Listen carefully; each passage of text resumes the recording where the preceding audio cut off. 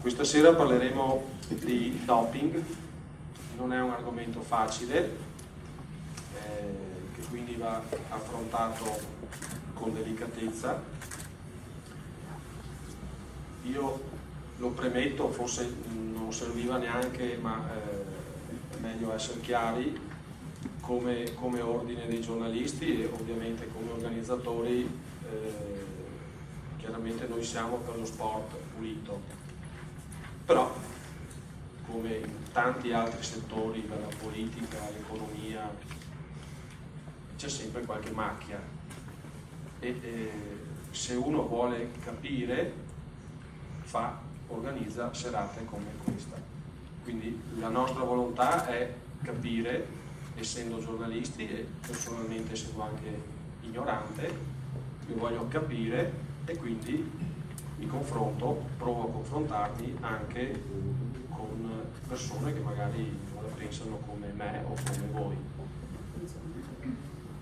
Quindi questo è il senso della serata, non certo quello di giudicare, penso ci siano ben altri ambiti, qualcuno ha anche qualche metro più sopra di noi, quindi stasera, ripeto, non vogliamo assolutamente giudicare, ma capire, questo è lo spirito con cui abbiamo voluto fare questo seminario di formazione, rivolto anche ai giornalisti, appunto, proprio per provare ad uscire con qualcosa in più.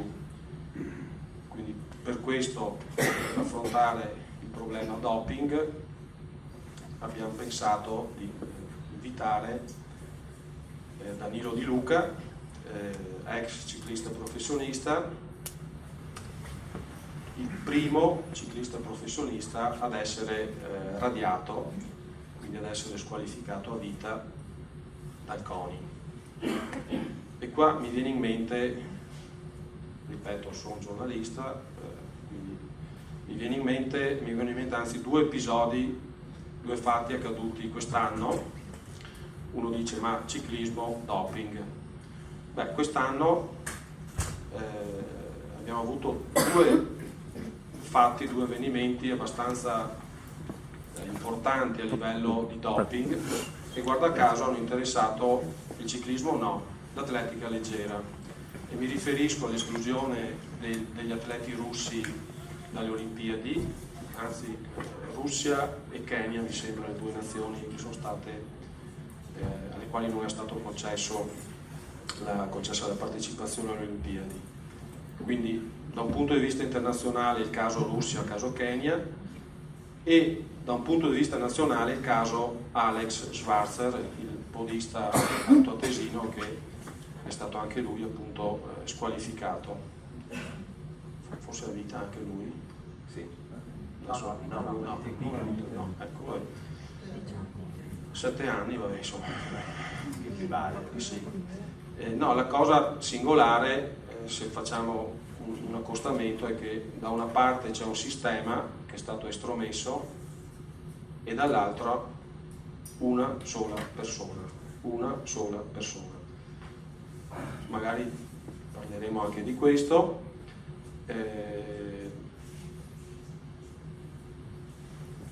Abbiamo ricevuto anche qualche critica poi oggigiorno con i social, come abbiamo discusso nelle sere prima con Mino Taveri, con Gianluca Di Marzio, ancora più facile ricevere critiche via web. E sul perché proprio di Luca, sul perché parlare di doping, io con le dovute proporzioni però mi sento di fare un piccolo paragone che risale a molti anni fa e non a caso deriva da un maestro del giornalismo italiano che è Sergio Zavoli, forse i più attempati se lo ricordano, che tra l'altro conduceva una storica Il processo alla tappa, guarda caso, inventò il processo alla tappa appunto nei Giri d'Italia, ma Sergio Zavoli fece una trasmissione che per me resta una delle più belle, memorabili da un punto di vista giornalistico, cioè la famosa Notte della Repubblica, dove lui, da giornalista scrupoloso, serio, affrontò il tema degli anni di piombo, la notte della Repubblica, perché fu il periodo più buio probabilmente della Repubblica Italiana. E Sergio Zavoli nel suo piccolo andò ad intervistare le Brigate Rosse, le ex ovviamente Brigate Rosse, perché le intervistò a parecchi anni di distanza. Quindi con questo ho dato del brigatista a Danilo Di Luca.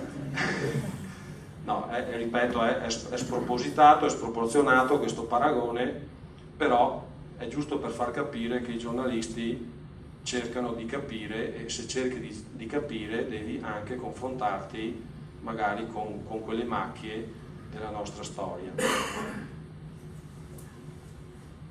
Ripeto, noi siamo per lo sport pulito, ma credo che anche Danilo questa sera il messaggio che voglia lanciare sia questo, di lavorare per lo sport pulito, anche se magari, come ci dirà lui, non sempre è così facile. Ovviamente, dovendo intervistare Di Luca, io mi sono scelto un collaboratore e ho scelto De Luca, ho scelto Giancarlo De Luca, così sono contenti anche i colleghi se devono titolare De Luca contro Di Luca, giusto? È una battuta. E a fianco di Danilo Di Luca abbiamo Alessandra Carati, che abbiamo voluto invitare perché ovviamente lei prima di noi si è confrontata con Danilo nella stesura di questo libro, che chiaramente racconta il punto di vista, il loro punto di vista, il punto di vista di Danilo Di Luca. Per noi giornalisti credo sia interessante anche confrontarci comunque con chi fa un mestiere che è appunto quello di scrivere o di collaborare nella scrittura dei testi.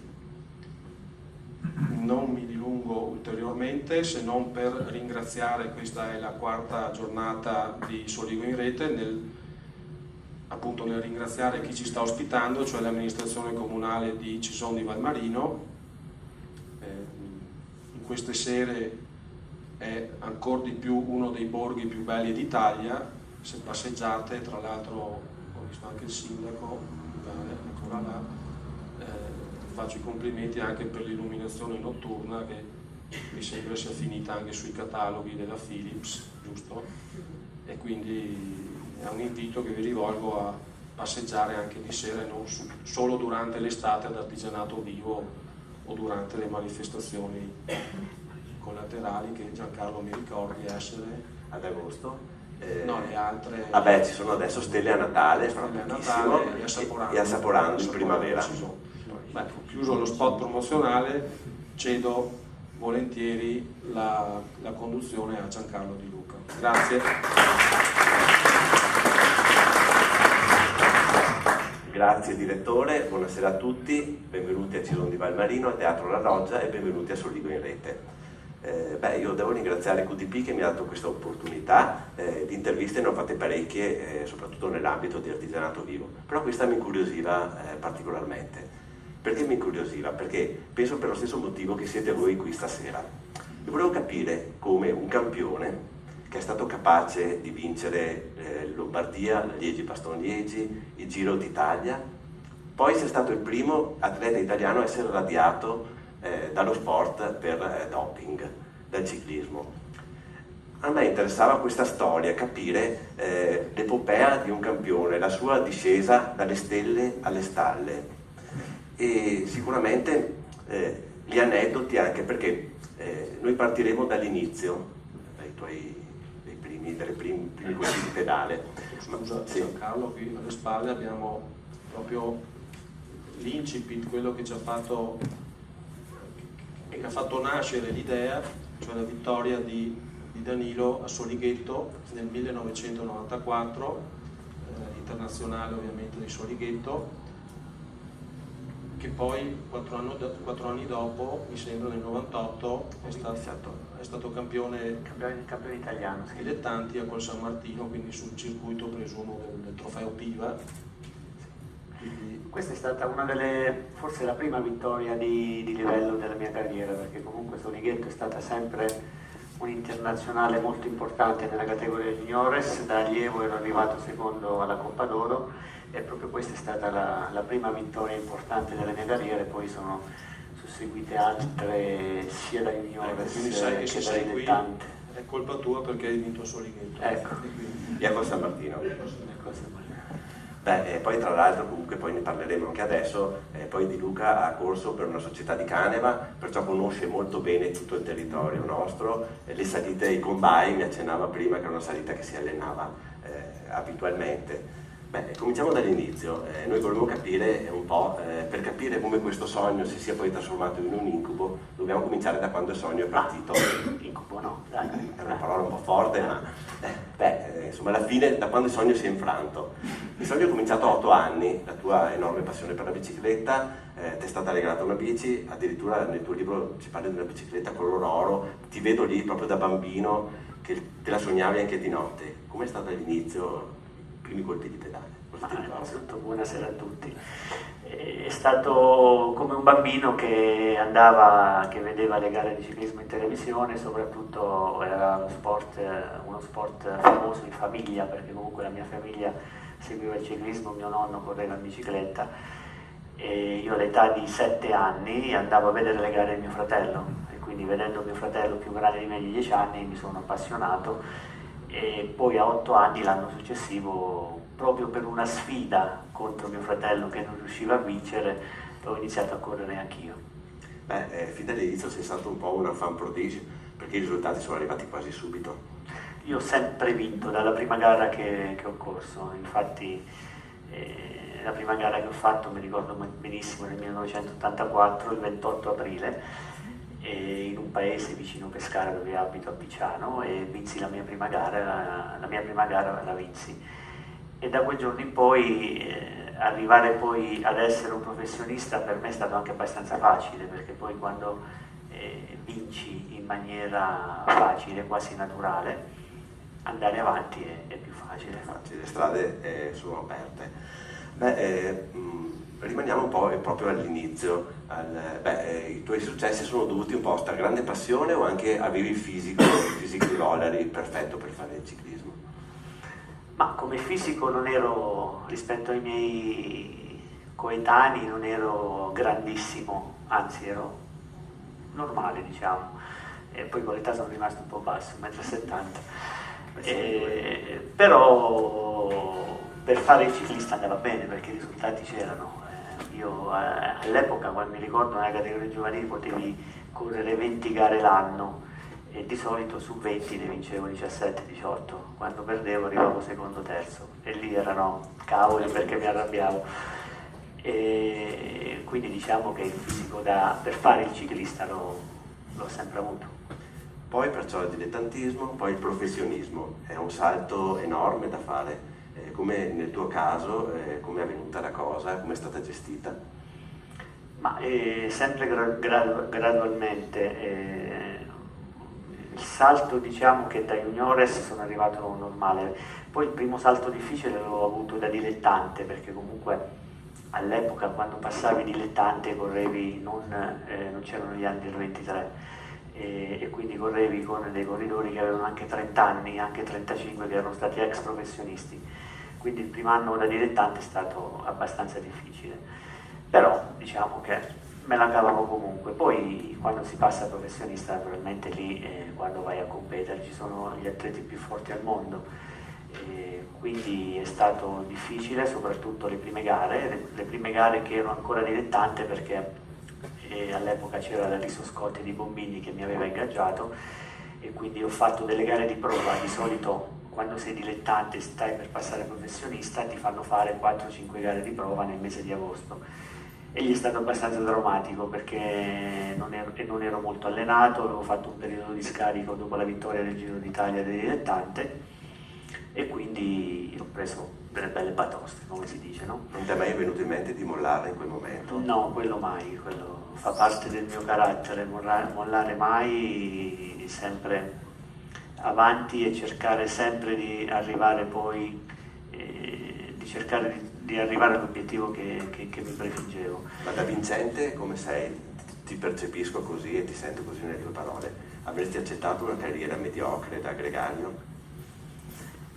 Non credo, perché comunque le qualità le ho sempre avute, i risultati li ho sempre avuti, e infatti poi quando sono passato professionista mi sono trovato davanti al bivio, cioè o decidevo di magari essere gregario o addirittura di cambiare mestiere, perché comunque non è che per forza uno nella sua vita deve fare per forza lo sportivo, ci sono tante altre cose come faccio oggi, oppure di fare quello che mi sentivo di fare, che ero nato per fare, cioè il professionista e poi anche campione, e quindi ho scelto di fare la mia strada. Quando è che ti sei sentito arrivato? Cioè, qual è il successo che ti ha fatto pensare sì, io posso diventare uno dei più forti al mondo? Un successo in particolare, forse il Giro di Lombardia, perché è arrivato presto, ma forse più che la vittoria del Giro di Lombardia, che è stata nel 2001, nel 99, cioè nel mio primo anno da professionista, ho avuto due grandi risultati. Uno al mio primo Giro d'Italia, alla quinta tappa del Giro d'Italia su Monte Sirino,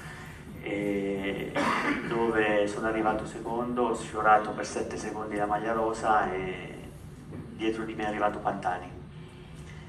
E poi sempre nello stesso anno, nel mese di ottobre, al Giro di Lombardia, dove sono arrivato secondo. Quel mio primo anno da professionista secondo me è stato fondamentale per farmi capire che potevo vincere tutte le gare che erano giuste per le mie caratteristiche. Naturalmente non potevo mai vincere un Giro delle Fiandre o una Parigi-Roubaix perché non sono un uomo da pavé, però le gare che erano adatte alle mie caratteristiche le avrei potute vincere tutte, e in quel primo anno è stato fondamentale per capire questo. Più i giri o le tappe di un giorno? A cosa ti sentivi più adatto? Mi dicevano più le gare di un giorno. Io mi sentivo anche le gare a tappe, perché comunque da italiano il Giro d'Italia, so poi per un ragazzo, per un bambino, poi diventi ragazzo, poi diventi adulto, diventi professionista, diventa il tuo lavoro il Giro d'Italia, quindi comunque la mia voglia era sempre quella di vincere il Giro d'Italia, però le classiche ero adatto a quello, perché comunque oltre ad essere forte in salita avevo anche uno spunto veloce, ed è difficile trovare un corridore da corsa a tappe che poi è anche veloce, mentre per le classiche se hai queste caratteristiche è più facile vincerle. Avevi una fissa da Liegi-Bastogne Liegi, perché? Sempre perché nel secondo anno da professionista che ho corso da Liegi-Bastogne Liegi sono rimasto entusiasta dall'inizio, cioè dalla partenza all'arrivo. All'inizio perché il pubblico, le persone, la piazza di Liegi prima della partenza, il fondo firma, tutto il clima che c'è in Belgio quando ci sono le classiche, soprattutto quando c'è in Belgio sono le due corse più importanti, il Giro delle Fiandre e la Liegi-Bastogne Liegi. Naturalmente per me la Liegi-Bastogne Liegi perché era adatta alle mie caratteristiche, e poi il percorso, un percorso di 4.000 metri di dislivello, un percorso bellissimo con le cotte belghe con degli strappi del 20% di 1,5 km, quindi salite e percorsi adatti alle mie caratteristiche, e soprattutto con centinaia di migliaia di persone che sono lì ad incitarti, anche se non sanno chi sei perché sei un primo anno professionista, però lì ti conoscono tutti comunque. Naturalmente quando ti mettevi in testa una cosa ci sei riuscito e l'hai vinta. Quando è che hai valicato il Rubicone? Quasi sempre. Torniamo indietro. Quando è che hai valicato il Rubicone nel senso di cominciare a doparti? C'è stato quando sei passato ai professionisti? Te l'ho detto prima, non c'è stato un via, non c'è stato un momento o una data, e quando ho scelto di fare il mio lavoro, quando ho scelto di fare il professionista, di farlo al 100%, e ho fatto quello che dovevo fare, cioè essere al pari degli altri. Tu nel libro sostieni che non è possibile arrivare entro i primi 10 al Giro d'Italia senza doparti. Ma sono convinto, perché comunque quando corri in Giro d'Italia corri con 200 ragazzi come te, di questi 200 sono 20 almeno che possono vincere il Giro d'Italia, e tutti sono fra i più forti al mondo e tutti sono al 100% della loro condizione. Io ho sempre detto, e lo ripeto, il doping ti dà un 5-7%, non ti dà di più. Chi vince il Giro d'Italia è perché ha le qualità migliori degli altri, non perché si dopa di più. Un corridore mediocre o medio che si dopa non vincerà mai il Giro d'Italia, perché comunque ha a che fare con i campioni, e i campioni sono sempre campioni dalla nascita, e sono campioni perché nel loro percorso di vita e di fare lo sport allenano corpo e mente. E se tu sei un buon gregario, fai il buon gregario, il campione è un'altra cosa. Quindi comunque col doping non si vince, ma si è a pari degli altri, cioè ti fa restare al livello di dove sei e di dove ti spetta. La tua collaborazione con Carlo Santuccione. Carlo Santuccione è un medico sportivo che nel 2003 è stato radiato dalla professione per doping, per pratiche di doping. C'è stata una famosa inchiesta, Oil for Drugs, lui è stato uno dei principali accusati. Tu ritieni che... Carlo non è mai stato radiato dalla professione medica. No? No, esercita come medico. Dalla professione penso di medico sportivo molto probabilmente. Carlo è stato radiato dal CONI come medico sportivo, non dal medico, e dal livello penale è stato assolto nel 2011. Questa No, perché amicizia... sennò sembra che Sì, no, perché no. ha fatto il medico tutta la vita, sennò sembra. Beh, perché è una persona a cui tu sei Lui fa legato. altro, fa medico di base ed è Perciò quello rimane a specializzato. farlo. Sì, Certo. tu sei legatissimo a Carlo Santuccione, ma pensi che questa amicizia ti abbia provocato dei guai? Ma è scritto bene sul libro tutta la vicenda e la storia mia e di Carlo, perché comunque nasce da quando sono nato io.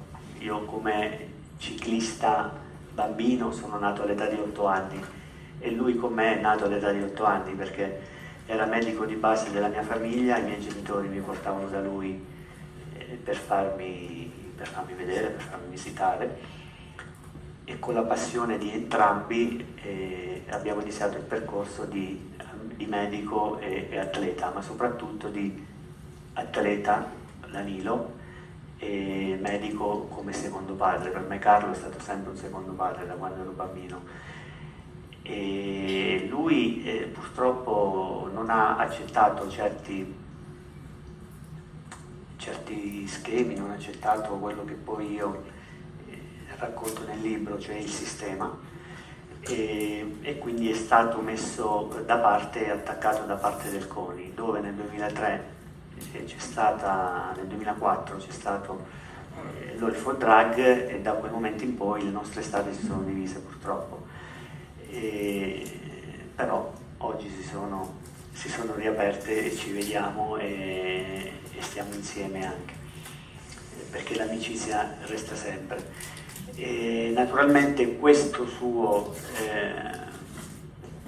modo di aver contro comunque tutto il sistema, tutto l'ambiente, naturalmente a me ha portato degli svantaggi, però io rispetto quello che io ho fatto nella mia carriera, rispetto lui, l'ho sempre rispettato e lo farò sempre, e quindi non mi vedo assolutamente di... Senza essere stato amico suo, qualche controllo in meno forse te l'avrebbero fatto. Ma non è questione di controlli in meno in più, magari mi avrebbero fatto dei controlli in maniera diversa, meno mirati, oppure da parte mia ci doveva essere magari più disponibilità anche ad avere degli amici, tra virgolette, nel mondo del ciclismo.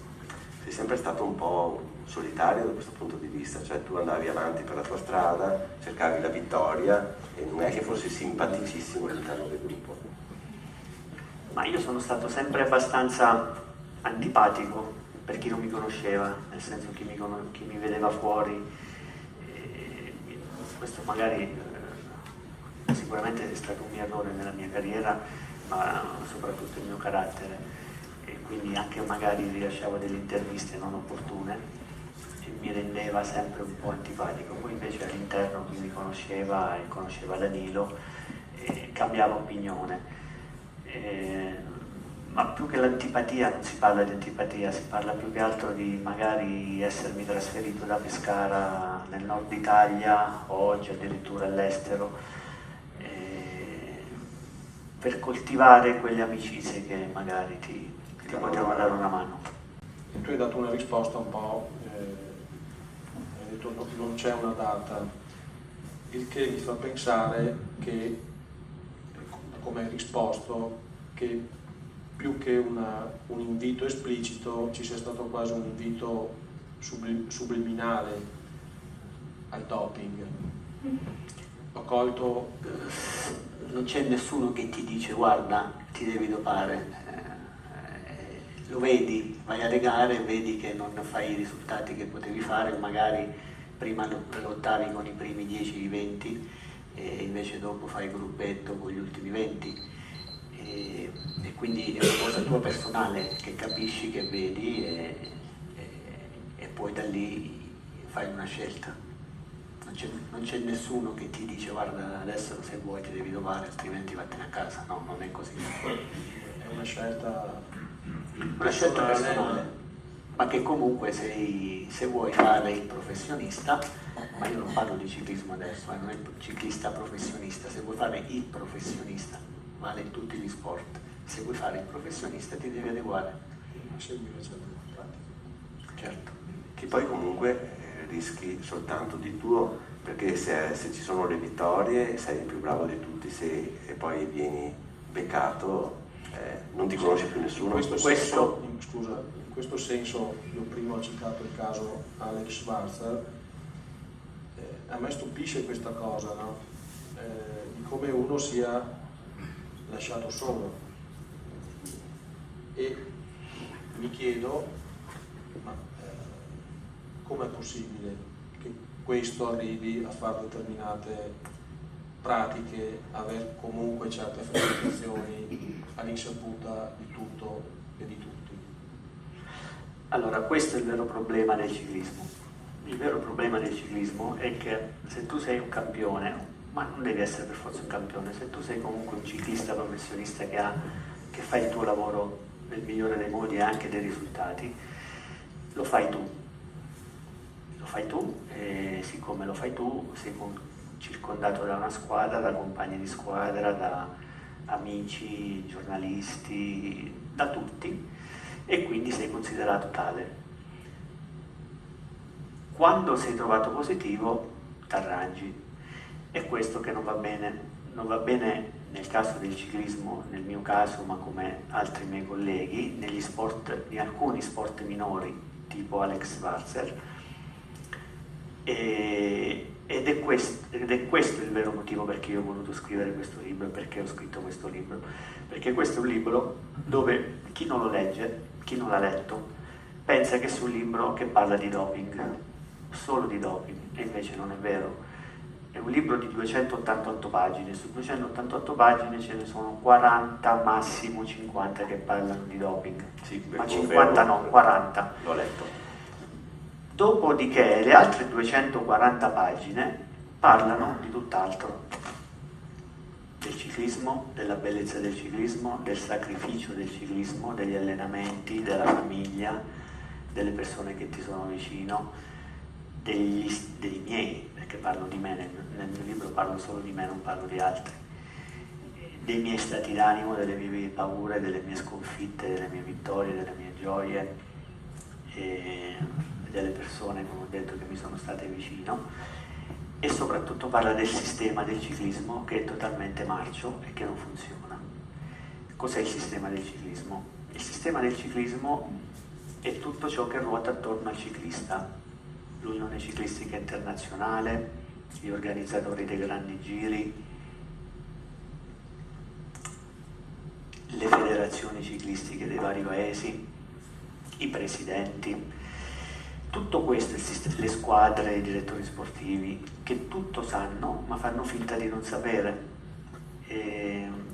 dove loro sono la parte forte e il ciclista, che invece dovrebbe essere il primo attore, diventa l'ultimo attore, diventa l'ultima ruota del carro. E questo libro vuole difendere il ciclista e dire al ciclista che è ora che si faccia rispettare. Purtroppo in questo errore ci sono capitato anch'io, perché all'epoca, nei miei tempi, abbiamo avuto tante occasioni per farci rispettare. Non c'ero, ma nel 1998 al Tour de France, il caso Festina, nel 2001, che io racconto molto bene perché c'ero, a Sanremo, al Giro d'Italia, quelle sono state delle occasioni dove il ciclismo poteva cambiare e poteva diventare uno sport, non voglio dire protetto perché è una parola che non mi piace, ma uno sport che funzionasse bene come funziona magari il mondo del calcio.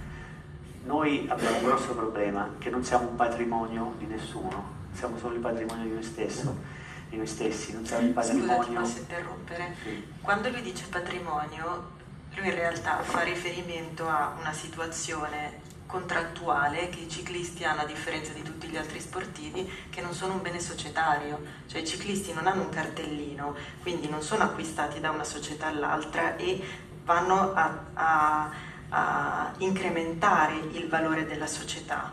I ciclisti sono dei professionisti sotto ingaggio e una clausola del contratto fondamentale è che se vieni trovato positivo a qualche controllo antidoping sei immediatamente scaricato dalla società, che non è tenuta a corrisponderti il resto dell'ingaggio da quel momento in poi, e anzi si rivale su di te per danni di immagine. Questa cosa, che pare un tecnicismo, ribalta fondamentalmente tutte le relazioni di potere dentro il gioco. Vuol dire che la società in realtà non ha nessun interesse a proteggere quello che sarebbe un bene societario, quindi un patrimonio della società, nel momento in cui tu vieni trovato, e questa è la reale solitudine. Perché? Perché poi ci sono in realtà una serie di protezioni che arrivano ad alcuni atleti e non ad altri. Noi abbiamo raccontato quelle che sono successe a Danilo. Quando era dentro certe squadre molto grosse, lui ha avuto degli avvertimenti da dei medici che gli hanno detto: stai attento, mettiti in regola. Non gli hanno detto ti controlleranno il giorno X, però gli hanno detto tu in questo periodo stai attento. Allora, siccome le società sono diverse, ce ne sono di piccole, di grandi, eccetera, e le società che sono più grandi, le ex Pro Tour, che oggi sono le World Tour, sono delle società di cui gli organizzatori hanno bisogno, all'interno di questo sistema ci sono degli ombrelli protettivi. Questo è quello che noi raccontiamo nel libro. Noi non facciamo nessun nome, quello che premeva Danilo era raccontare la cornice dentro cui lui si è trovato impigliato e per alcuni versi anche senza nemmeno capire che cosa stava succedendo intorno a lui, mentre lo viveva. È una cosa che ha capito molto dopo. Il discorso di Carlo Santuccione, del legame di Santuccione con il CONI, va in questa direzione. Il CONI negli anni 90 rastrella su tutto il territorio nazionale i medici che esercitano una professione sportiva, perché il CONI ha un vantaggio economico ad affiliare questi medici. Il CONI è di proprietà del CONI il laboratorio dell'acqua acetosa, che è il laboratorio che controlla gli atleti, che fa i test sugli atleti, e questa cosa qui è un enorme conflitto di interessi, perché il CONI è lo stesso ente che trae prestigio dalle vittorie dell'atleta. Quindi io ti controllo da una parte, ma dall'altra parte se tu vinci per me è un vantaggio. Carlo Santuccione decide di non andare dal CONI nel momento in cui il CONI lo chiama, e questa cosa lo fa mettere su una lista nera. Lui è legato a doppio filo con Santuccione, quindi sono due, e in più Danilo ostinatamente, infatti c'è un momento in cui nel libro gliene succedono di tutto e lui dice: io ho sbagliato quando non ho capito che dovevo andare a vivere in Svizzera, che dovevo lasciare Pescara, che era un territorio per tante situazioni e per tante ragioni non protetto, e doveva esercitare la sua professione da un'altra parte, come fanno un sacco di ciclisti oggi. Anche noi qualche volta pensiamo di andare in Svizzera, ma per altri motivi. Alessandra è la ghostwriter del libro, da qui abbiamo capito comunque anche il titolo, Bestie da vittoria, cioè l'hai spiegato bene in questo passaggio. Sì, perché ci sono davvero una serie di condizioni in cui loro sono messi che non sono delle condizioni facilitanti. per farli arrivare puliti, fra virgolette, ad esercitare la loro professione. Questo non vuol dire, tante volte ci è stato chiesto, ma allora Danilo addossa tutta la responsabilità al sistema. No, perché dentro il libro lui lo dice: io ho scelto, ero maggiorenne, io ho scelto di farlo, ma ci sono dei fattori pesantemente condizionanti. Nessuno ti dice, nel libro noi scriviamo che i direttori sportivi ti avvicinano e ti dicono: sei a posto, mettiti a posto. Non è che gli dicono dopati, però gli dicono: sei a posto. Che cosa vuol dire nel sottotesto di quel linguaggio? Vuol dire o che sta arrivando un controllo o che non sei a posto, quindi non hai raggiunto il picco di forma con tutto quello che devi fare per raggiungerlo, che sicuramente è l'allenamento, ma è anche un aiuto farmacologico nel suo caso. Il famoso 7%. Il famoso 7% che è un'enormità nel momento in cui sono tutti lì, perché è chiaro che 5-7% per una persona normale non vale niente. Per una persona che invece si trova a gareggiare con i migliori sportivi al mondo è un'enormità il 7% sulla prestazione. Siccome poi nessuno di fatto controlla loro, né da un punto di vista di salute, questa è la cosa veramente terribile. Infatti volevo arrivare un po' a questo. Danilo, la tua solitudine nel libro viene fuori. Ti trovavi spesso da solo in una stanza d'albergo a fare un po', a prendere delle pasticche o a fare delle trasfusioni. Ecco, non hai mai pensato: ma cosa sto facendo? Perché dopo tutto era la tua salute che stavi rischiando. Tra l'altro, se non ricordo male, stiamo parlando di un atleta scrupoloso che non beveva Coca-Cola, non mangiava patatine fritte. Non andava neanche al mare per non rovinare il polpaccio. Allora io non voglio, non è che non voglio dire, non dico che il doping non fa bene, il doping fa male, però è anche vero che noi siamo dei professionisti, quindi comunque non è che facciamo le cose così a caso, siamo controllati, ci abbiamo dietro un medico, ci abbiamo dietro delle persone che comunque sanno bene quello che ti consigliano di fare. E poi ci sono persone e persone. Io nella mia vita, ho sempre detto, sono stato sempre molto attento nel mio doping, nel senso che ho conosciuto dei miei colleghi che se magari una pastiglia faceva bene, 2 faceva meglio. Io sono stato sempre quello che se anziché una ne potevo prendere metà, ne prendevo metà. Quindi sono stato sempre molto accorto in questo, perché comunque uno pensa poi, quando stai facendo uso di doping, in quel momento non pensi che ti possa far male, però molte volte pensi anche a cosa stai facendo, come lo stai facendo, quindi non è che fai delle cose così a caso. E quindi, esempio, quando ti capitava in un albergo di fare uso di doping, sì, ci pensavo, ma non è che stavo poi tanto, sapevo bene quello che stavo facendo, come lo stavo facendo. Oggi a 40 anni sto benissimo, non ho problemi di salute o chissà altro, o magari ne avrò fra 10 o 20 anni, come magari si sente dire. È morto di infarto perché ha fatto uso di doping. No, è morto di infarto perché c'era un problema interno suo, magari dalla nascita, o gli è venuto strada facendo, non per uso di doping.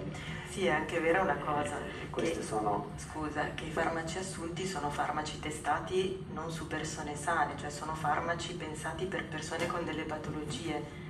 Nessuno ha mai testato l'effetto di questi farmaci nella lunga, perché nel nostro libro si parla anche di un arco di tempo lungo, dell'assunzione di questi farmaci su persone sane per un periodo lungo. Ci sono tanti ormoni di cui noi parliamo in questo libro, e gli ormoni nel periodo, se tu leggi il bugiardino, se leggiamo il bugiardino degli ormoni, sono dei farmaci molto potenti che agiscono anche a una grande distanza di anni. Poi io ovviamente no, ma dipende sempre dall'uso che ne fai e quanto uso ne fai, quindi. Mi è rimasta impressa una cosa del libro, io mi sono immedesimato un po' in te. 2013, Giro d'Italia, lo cominci bene, stava andando tutto molto bene, addirittura la sera prima in albergo si brindava perché si parlava di grossi ingaggi per l'anno successivo. Poi arriva la notizia che sei nuovamente positivo all'EPO. Sì. E ti lasciano a piedi l'albergo di Di Maro. È per quello che dicevo io un po' dalle stelle alle stalle prima in questo senso. No, è vero, non un po'. Cosa hai provato in quel momento? Ma questa è l'ipocrisia che c'è nel mondo del ciclismo, come secondo me in pochi ambienti, questa Alessandra è testimone perché adesso un po' si è informata. Sono edotta su. Il mondo del ciclismo, l'ipocrisia che c'è nel mondo del ciclismo è difficile trovare altrove, perché comunque, come dici tu, la sera stai lì che festeggi magari per una sigla di un nuovo contratto, un ipotetico accordo, una vittoria, ma anche una storia che ti racconti della tua fidanzata o della tua moglie fra amici così, e il giorno dopo ti lasciano a piedi, quindi umanità zero. E io questa cosa me la sono legata al dito con le persone che c'erano lì, e questo è brutto, perché comunque dal punto di vista umano per loro sei zero, è questo che non va bene, ed è questo che secondo me è tutto legato a una cosa che diceva prima Alessandra, al cartellino. Se noi avessimo il cartellino tutto ciò non esisterebbe, Saresti un patrimonio, perché saremmo un patrimonio della società. Quello che sta succedendo oggi, che avete detto prima, cioè il caso della Russia, il caso Schwarzer, è già scritto nel libro che abbiamo iniziato a scrivere 3 anni fa. Non è che ero un chiaro veggente, è che comunque so com'è all'interno del mondo dello sport, di alcuni sport, perché ho ripetuto prima, gli sport che hanno un cartellino questi problemi non ce li hanno, e il caso Schwarzer è lampante. Non voglio dire che Schwarzer non era positivo o non ha sbagliato, perché non lo so, non ho parlato con lui e non lo conosco, ma la sua storia non è chiara assolutamente, e sicuramente Schwarzer ha fatto qualcosa che non doveva fare a qualcuno. Il caso della Russia, che hanno lasciato tutti a casa perché si parla di doping di Stato. Ci sono tante cose che comunque o in un modo o nell'altro vengono fuori. La Russia non hanno fatto le Olimpiadi, bene, hanno messo degli hacker, e cosa hanno scoperto? Stanno scoprendo che magari alcuni ciclisti o altri sportivi hanno evaso dei controlli o hanno dei certificati poco chiari. Quindi è tutto un susseguirsi di mettersi, diciamo, come dire, di dire non sono io ma sei tu, ma questo succede solo negli sport minori. Perché non succede negli sport dove sei un patrimonio di una società, di una squadra, perché comunque ci sono degli interessi più importanti, più grandi, che vanno protetti. Ma tu dici anche un'affermazione che mi ha colpito, che basterebbe comunque mettere nelle sostanze dopanti dei farmaci dei traccianti e perciò scomparirebbe il doping. Perché non viene fatto questo? Ma infatti l'unica soluzione, la più veloce, la più bella per tutti, soprattutto per voi che ci vedete correre e che vedete tutti gli sport, sarebbe facile. Al mondo ci sono poche aziende che fanno dei farmaci specialistici per il doping. Basterebbe che queste aziende, in accordo con le varie organizzazioni sportive, mettessero un tracciante sui farmaci, non su tutti i farmaci, su qualche farmaco. Tecnicamente cosa intendiamo per tracciante? Un tracciante può essere una molecola che su un controllo antidoping si vede che c'è quella molecola che nel corpo può restare anche 6 mesi o 1 anno, e quindi vuol dire che ti sei fatto quel farmaco, quindi sei positivo, anche se non risulti positivo al farmaco. Quindi basterebbe un tracciante, una stupidaggine, non è che ci vorrebbe tanto, per finire il doping, non nel ciclismo, in tutti gli sport. Beh, perché questo non avviene? Perché c'è interesse. Quanto costa il doping al mondo? Secondo me tanti miliardi, e quindi questo non si farà mai. Danilo? E con il doping o senza doping i risultati sarebbero gli stessi, tutti col doping o tutti senza doping. E io ho sempre detto, io senza doping e tutti senza doping avrei vinto anche di più, ve lo garantisco al 100%. A proposito di uomini soli in una camera d'albergo, a me viene in mente Pantani. Ovviamente Pantani, ma non vorrei bruciare le domande a Giancarlo. No, me l'hai bruciata, ma va bene, ci sta. Il direttore può fare anche questo. Pantani, ci dai la tua versione un po'? Pantani, io ho corso con lui, sono stato con lui a Sydney 20 giorni per le Olimpiadi. Pantani, rispetto a me, ha avuto solo una differenza, secondo me, il carattere, altrimenti più o meno abbiamo passato le stesse cose. Lui era Pantani, quindi molto di più di me, però gli sono andato abbastanza vicino. La differenza è che lui come carattere era debole, e purtroppo oggi non c'è più, e io invece ho un carattere forte. Perché tra l'altro è giusto spiegarlo, Pantani non è stato fermato per doping, aveva un tasso di ematocrito troppo elevato, perciò lui è stato ritirato per questioni di salute dal Giro d'Italia, poi avrebbe tranquillamente potuto andare al Tour de France, come era successo a Merckx 30 anni prima, insomma. Sì, poi qualcuno ha anche detto che gli hanno impedito di fare quel Tour de France. Poi le voci ce ne sono tante, ma l'importante non è quello adesso, oggi. L'importante oggi è che Pantani non c'è più e parecchi parlano ancora di Pantani anche per sciacquarsi la bocca, e questo a me mi dà fastidio. Ma era così forte? Pantani non era così forte, Pantani era il più forte in salita, era il più forte di tutti, sia all'epoca è il più forte di tutti i tempi. Era lo scalatore più forte di sempre, è stato lo scalatore più forte di sempre. Quindi Pantani con il doping o Pantani senza il doping era sempre Pantani. Prima che il direttore mi bruci anche questa, ti chiedo Armstrong. Armstrong è diverso perché comunque ho sempre detto che è un grande campione, che senza il suo doping, perché Armstrong aveva il suo doping, aveva il suo sistema, se l'era creato lui, quindi è diverso dagli altri. E nonostante ciò ho sempre detto che Armstrong non avrebbe vinto 7 tour di fila, ma 3 o 4 li avrebbe vinti comunque, perché comunque è un campione. Anche di testa mi è sembrato un gran campione. Ma di tutto. Poi caratterialmente non ci potevi parlare, perché comunque era fatto a modo suo, ma in bicicletta era un campione. Danilo, io torno alla tua vicenda. Non senti di aver deluso tantissimi tifosi che avevi e di essere anche un cattivo esempio per i giovani? Ma che ho deluso tanti miei tifosi, questo ne sono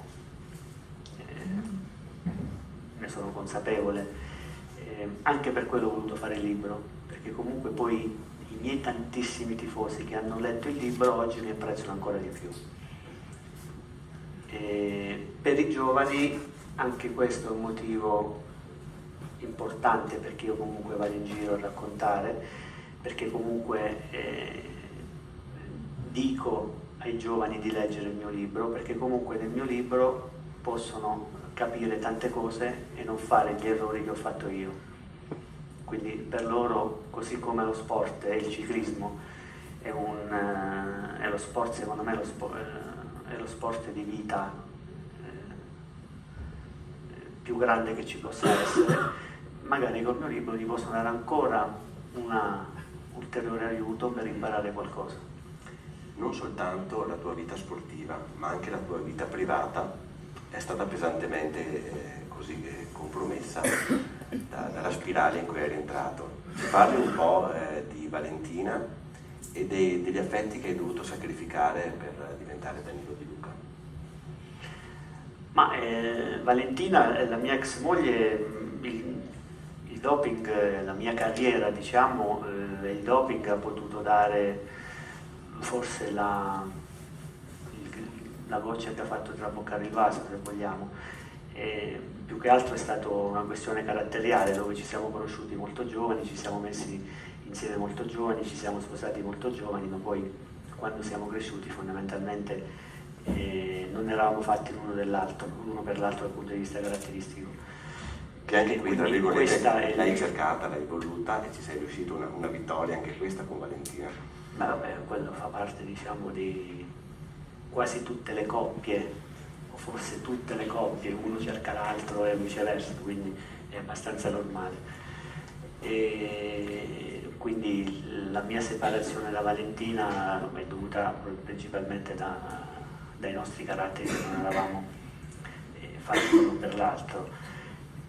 Invece, se parliamo proprio della mia carriera, ci sono stati i miei familiari, i miei fratelli, i miei amici stretti, che comunque, ma anche Valentina, hanno voluto fare dei sacrifici insieme a me, ma andava bene, perché comunque facevo una cosa che mi piaceva, avevo dei risultati e quindi andava bene per tutti. Quindi anche per me non è mai stato un sacrificio alzarmi la mattina e andare a fare 200 km. Io ci andavo perché mi piaceva e soprattutto poi quando hai dei risultati importanti tutti i sacrifici vengono ripagati. Noi qui siamo una terra di ciclisti, noi veneti. Anch'io nel mio piccolo ho una bicicletta, sono anche caduto in primavera. Vabbè, questo fa parte del ciclismo. Questo fa parte del ciclismo. Sai cosa mi hanno detto i miei amici? Alcuni non sono neanche qui, mi hanno detto però è facile fare un libro adesso perché lo hanno beccato e non ha più nulla da perdere. Chi ti ha detto questo, secondo me il libro non l'ha letto. La prima risposta. La seconda risposta non è facile fare un libro così, perché sì, è più facile perché sono stato radiato, perché non ho niente da perdere, ma non è facile farlo così perché io non parlo dei miei colleghi, non punto il dito su qualcuno, non faccio nomi di nessuno, parlo di me, di quello che è successo nella mia carriera e soprattutto parlo di me dentro, di intimo, e io vorrei vedere qualcuno di loro se è capace di raccontare quello che è successo nella loro vita, ma intimamente. Non è facile farlo. Per quello io e Alessandra ci abbiamo messo quasi 3 anni a fare questo libro, perché comunque ci sono talmente tante cose che lei a volte me l'ha dovuta tirare fuori, perché comunque per me non era facile dirlo. E infatti una volta mi ha detto, insieme al nostro amico Carlo Santuccione, perché non lo fai scrivere Danilo? Magari se scrive riesce a raccontarti meglio quello che vuole dire. E Carlo ancora una volta ci aveva ragione, perché io una volta lui gli fece una lettera nei miei primi anni da professionista e quindi Alessandra ha iniziato a farmi delle domande e io rispondevo, facevo dei compiti e sono uscite delle cose che non gli avrei mai detto. Alessandra, complimenti per questo metodo che è un po' psicologico, mi sembra. Ti volevo chiedere una cosa. Innanzitutto ci spieghi cos'è una ghostwriter, scrittrice fantasma, l'ho tradotto dall'inglese, che mi sono mangiato. Sì. In cosa consiste il ruolo di una scrittrice fantasma? Anche se in realtà poi in questo libro specifico non sono proprio fantasma, perché compaio non in copertina, sì, però il ghostwriter è una persona che ha un mestiere, come può essere quello di andare in bicicletta, il mestiere di scrivere, e raccoglie la storia di qualcuno che invece non ha gli strumenti per farlo, però ha una necessità. O una storia. Ho una storia da raccontare, sì. Quindi ci possono essere diverse modalità con cui questo lavoro si fa e dipende anche dalla complessità delle storie. Nel caso di Danilo, siccome quello che lui raccontava stava al crocevia di tantissime questioni delicate, io ho fatto come una mappatura intorno a lui, quindi il lavoro non è stato solo incontrarci a distanza di tempo e farmi raccontare varie parti della sua vita, ma è stato poi incontrare tutte le persone che sono state intorno a lui negli anni per lui importanti, da Carlo Santuccione a Sandro Callari, che compare nel libro che è il suo preparatore, tutta la sua famiglia, l'ex moglie, Alessandro Spezialetti che ha corso con lui, le persone che gli stanno intorno a Pescara, per quello che è stato lungo il lavoro, Ernesto che è il suo avvocato, ormai amico, perché ormai Danilo... Gli avrei pagato qualche bella parcella, immagino. Ma gli amici di solito le belle parcelle non si danno, altrimenti non sarebbero amici.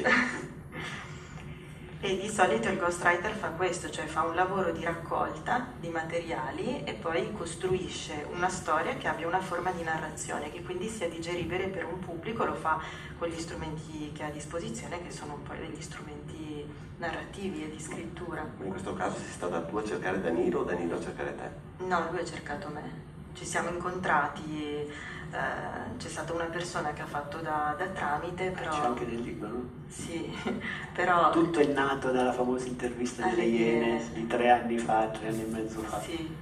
dove io sono andato, mi hanno chiamato alle Iene, e Davide Parenti, che è l'ideatore, Sì. l'ideatore delle Iene, cioè lui le Iene in poche parole, e dopo fatta l'intervista mi ha invitato a casa sua a cena e mi ha detto: guarda, io conosco, parlando lì c'era anche Ernesto, mi ha detto: guarda, stavo pensando di fare un libro, e lui mi disse: guarda, io ho una persona che secondo me ti può aiutare, molto brava, se vuoi te la faccio conoscere. Ho detto: certo, fammela conoscere. E anche lì è venuto fuori lui subito com'è, perché noi ci siamo conosciuti e lui subito ha detto: va bene, per me va bene, puoi farlo tu il libro. E io gli ho detto: un momento, gli ho detto: aspetta, ci siamo conosciuti, gli ho detto: tu pensaci un pochino, perché subito avevo capito che non sarebbe stata una cosa semplice.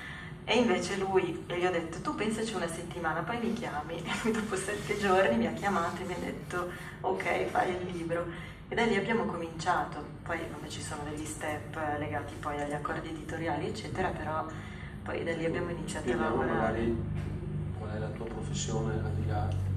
Io scrivo, faccio questa professione, Sì, faccio no, ma le... ho visto che insegni anche al Politecnico di Milano. Sì, poi faccio anche, oltre all'attività di scrittura, adesso in realtà no, nel senso che adesso non insegno più, ho insegnato anche in diverse realtà di formazione a Milano, l'Istituto Europeo di Design, il Politecnico di Milano e poi varie esperienze di sempre insegnamento legato alla scrittura in agenzie di comunicazione, insomma contesti differenti. Anche sceneggiatrice.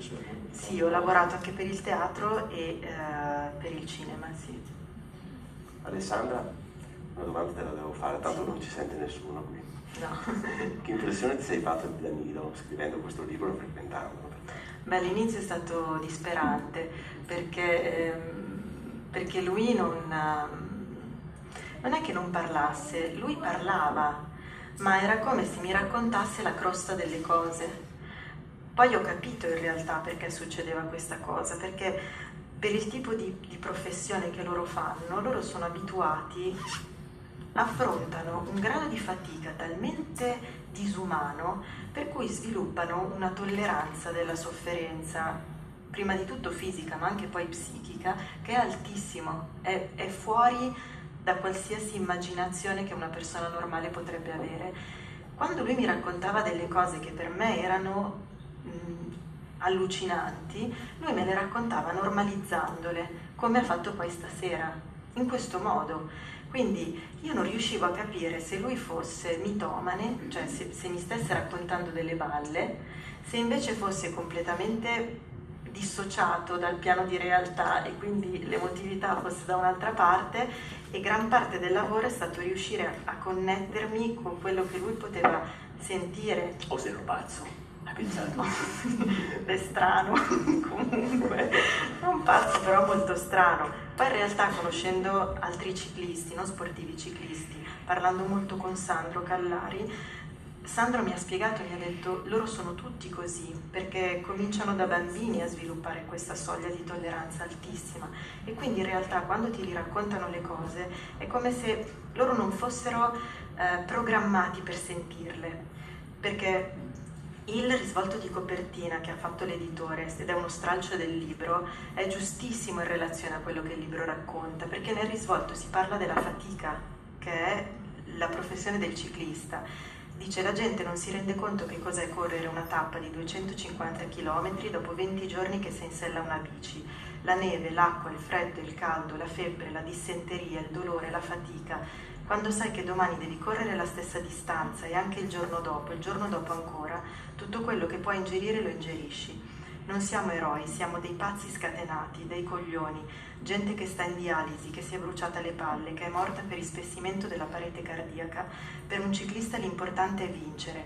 Non pensi mai che ti ritiri, che ti possono beccare, che ti puoi ammalare, che puoi farti male. Esiste solo la vittoria. Questa cosa che è durissima, perché poi uno apre il libro e dice: aiuto. In realtà è l'esperienza della professione che loro hanno. Gallari mi diceva: non c'è nessuno sportivo determinato alla vittoria quanto il ciclista, perché è uno sport solitario ed è uno sport dove la fatica fisica è superiore a tutti gli altri sport, tranne la marcia e lo sci di fondo, che sono i 3 sport di resistenza. E sono i 3 sport dove tu lavori in fuorisoglia, vuol dire la soglia è il numero di battiti, oltre il quale il corpo comincia a produrre acido lattico. Quando il corpo produce acido lattico, tu provi un dolore fisico enorme, e loro lavorano in fuorisoglia, cioè continuano ad andare anche per 1 ora e mezza dopo che il corpo ha continuato a produrre acido lattico. Quindi è uno stare dentro il corpo che è disumano, ma questo nell'esercizio è normale, anche in quello che loro chiamano fare il fondo, cioè uscire e fare 7 ore di bici tutti i giorni nella loro vita, cioè 320 giorni l'anno, perché poi adesso i periodi di riposo si sono assottigliati ancora di più. Infatti molti mi chiedono: ma ecco perché voi fate il Giro d'Italia 21 giorni, 200 km al giorno, perché vi dopate? E io gli dico: no, noi facciamo il Giro d'Italia 200 km al giorno per 21 giorni perché ci alleniamo. Il doping, se facciamo il Giro d'Italia senza doping, anziché fare 40 di media, facciamo 38. Però alla fine si è arrivato. Ma alla fine è sempre quello, E chi lo vede, 38 di media o 40 di media, non la vede la differenza. Danilo, adesso sei rimasto comunque nel mondo del ciclismo perché produci biciclette. Ci parli di questa tua attività? Ma ancora una volta, per la seconda volta, sono fortunato perché faccio una cosa che mi piace fare. Prima facevo il ciclista, adesso costruisco biciclette. Mi piace fare perché anche quando correvo sono stato sempre molto tecnico, molto attento al mezzo meccanico, alla bicicletta. Molte volte con i miei sponsor all'epoca, che erano costruttori, gli dicevo: guarda che questa bicicletta forse se la fai così va un po' meglio. E quindi con la mia esperienza poi ho comunque fatto l'istituto d'arte, sono sempre stato appassionato di architettura, di design, e riesco a fare anche delle belle biciclette. Stanno avendo anche un buon successo. Ho iniziato con il marchio Kiklos, che è il mio marchio da 6 anni, prima come negozio, poi come costruttore, e ormai da 1 anno e qualcosa che faccio solo quello. Sto iniziando a vendere le mie bici sia in Italia che all'estero, e piano piano cerchiamo di crescere. Il libro non è un testamento, non è un addio nel mondo del ciclismo. Tu vivi ancora di ciclismo. Ma è diverso, Certo, cioè fare le biciclette e stare nel mondo del ciclismo. Però le bici le vende i due cose ciclisti, diverse, però sono sempre suppongo. biciclette da gara, da corsa, e comunque certo seguo, non come prima, guardo il Giro d'Italia, guardo le classiche, non guardo tutte le gare. E le persone che fanno parte del mondo del ciclismo, a parte i miei amici veri che sono in Abruzzo, sono 3 o 4, non sento quasi nessuno, a meno che li rincontro in una fiera e ci parlo. Ultimamente sono stato in fiera a Londra, ho incontrato 4-5 ciclisti sia in attività che ex, parliamo normalmente come se ci siamo visti ieri, invece non ci vedevamo da 3 o 4 anni, anche 5. Ho rivisto Jan Ullrich, che non lo vedevo da 10 anni, e ci siamo fatti una bella chiacchierata, quindi comunque il mondo è sempre quello. Qualche birra anche. Ma lui sì, anche se dimagrito, stava molto bene. Io con l'alcol ci vado poco perché non mi piace. Non beve. Anche adesso che ha smesso, non beve. Ecco. Ma il fisico si vede che Un po' di... sempre sceso dalla bicicletta. Mi sa che però prima di tornare a casa un po' di prosecco. Un po' di prosecco. Direttore, prima di passare alle domande del pubblico, ne avevo 2 che per chiudere proprio. Una, se ti è capitato di qualche ex collega che ti ha disconosciuto, proprio non ti saluta più? No. Magari per televisore in intervista lo dicono, poi quando mi vedono no. L'ultima domanda, Danilo Di Luca torna a 8 anni, gli regalano una bella bicicletta color oro, dicono che bisogna nascere 2 volte per non sbagliare. Rifaresti quello che hai fatto o cambieresti tutto? Rifarei quello che ho fatto in maniera diversa, magari con più intelligenza, come ho ogni tanto lo dico, io non vorrei tornare, molti dicono magari potessi tornare a 18 anni, no, a me basterebbero 10 anni di meno, sulla trentina, perché comunque certi errori non li rifarei, farei delle esperienze diverse. Ma io ti porto lì, ti porto il video, Danilo, ti porto il video quando tu dici gli altri vincono, se non prendo qualcosa non vinco. Lì, cosa faresti lì se tornassi lì? Allora lì le scelte sono sempre due e le risposte sono sempre due a questa domanda. La prima è che non mi pento di nulla, quindi ho scelto di fare il mio sport e lo rifarei così come l'ho fatto. D'altra parte, a oggi posso dire ho 40 anni, sì è vero, ho vinto il Giro di Lombardia, la Liegi, il Giro, l'Amstel, la Freccia, 53 gare da professionista, però è anche vero che sono sprofondato e sono radiato. E rifaresti tutto quello che hai fatto? Non lo so, ci penserei. E se qui davanti avessi una platea di studenti, cosa direi a questi studenti? Prima cosa di fare sport, poi se piace fare il ciclismo, di fare il ciclismo. E seconda cosa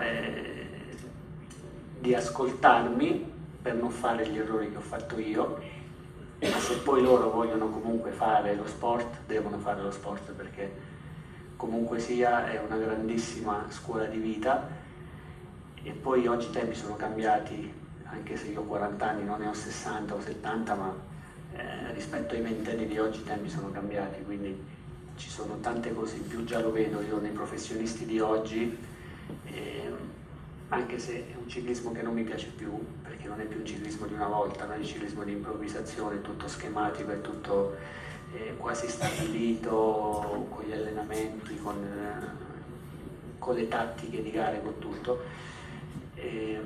Stavo dicendo, però oggi il giovane di oggi, oltre a fare il ciclista o lo sportivo, si guarda anche intorno, quindi guarda anche a quello che c'è dopo. Nei nostri tempi, ancora prima dei nostri tempi, era molto difficile, quando smettevi di correre cioè non sapevi dove ti trovavi nel mondo reale. Suppongo che tu non possa più fare neanche il direttore sportivo, giusto, essendo radiato dal CONI. No. Faresti il consulente come qualche tuo collega sta facendo? Cioè ti sentiresti comunque di portare la tua esperienza al servizio dei più giovani? Sì, quello lo farei, secondo me potrei anche insegnare tanto. E ho visto anche una cosa che negli ultimi anni mi è capitato, cioè oltre al ciclismo conosco delle persone, degli sportivi di altri sport, ed è tutto uguale dappertutto, cioè io potrei potrei dare anche un buon consiglio a un calciatore, a un tennista o un motociclista, perché comunque la metà dello sportivo è quella, qualsiasi sport tu faccia. A livello tecnico non ci capisco, quindi non capisco un altro sport, però un consiglio di come deve interpretare il proprio sport, di quello che deve magari pensare o fare, quello sì. Ok, intanto il Pescara mi sembra che quest'anno Pescara in Serie A, ma tornerà in Serie B, perché Pescara è una squadra di Serie B. Magari a Otto potresti darlo. No, lui è bravo, purtroppo non ha i calciatori. No, mentre vi invito a pensare a qualche domanda, qualche chiarimento che vuole Danilo, ti faccio una domanda che è un po' anche il tema del nostro meeting, cioè sport e business. Cosa pensi dei mondiali di ciclismo in Qatar? Ma innanzitutto non li ho visti. Non li hai visti? No. Poi ho visto in televisione 5-10 minuti le altre gare, non i professionisti, e sinceramente faceva abbastanza ridere, perché comunque il ciclismo, nonostante cercano di globalizzarlo, ma la sua radice, la sua storia è sempre in Europa. E quindi se si porta il ciclismo fuori è solo un business economico, ma dal punto di vista affettivo o di visione, cioè di ascolti, sicuramente ne farà sempre molto poco.